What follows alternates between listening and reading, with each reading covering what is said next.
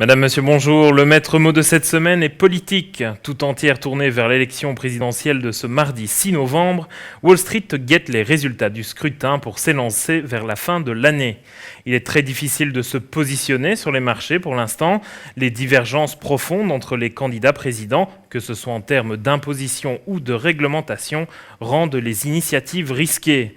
Ce climat d'attentisme perdurera jusqu'à ce que les urnes offrent une direction plus claire pour la première économie mondiale.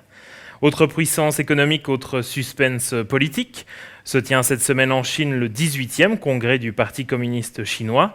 Ce congrès doit officialiser la passation de pouvoir entre le président Hu Jintao et son successeur Xi Jinping. Les noms sont connus, mais les choix de politique économique ne le sont pas. Les attentes sont grandes là aussi. En zone euro, l'agenda n'est pas moins riche en rendez-vous, puisque la Banque centrale européenne réunit ses gouverneurs ce jeudi.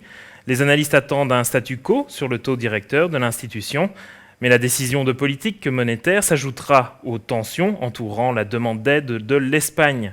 L'Espagne qui a quasiment bouclé son programme d'emprunt pour 2012. Madrid va d'ailleurs procéder à une émission obligataire ce jeudi, qui permettra de mesurer la crédibilité actuelle du pays sur les marchés. De son côté, la Grèce a entamé ce lundi une énième semaine cruciale sur fond de grève dans le public et dans le secteur privé.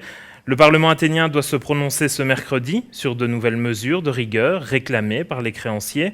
Le projet de loi pluriannuel prévoit un nouveau tour de vis de 18,5 milliards d'euros d'ici 2016. Enfin, les investisseurs devront digérer une nouvelle fournée de résultats de grandes entreprises. Le secteur de l'assurance sera au premier plan, avec les publications mardi et mercredi des réassureurs allemands Hannover Re et Munich Re, suivies vendredi de celles d'Allianz. Automobile, industrie et télécom sont aussi au menu, avec entre autres BMW, Rolls-Royce, Siemens, Deutsche Telekom, etc.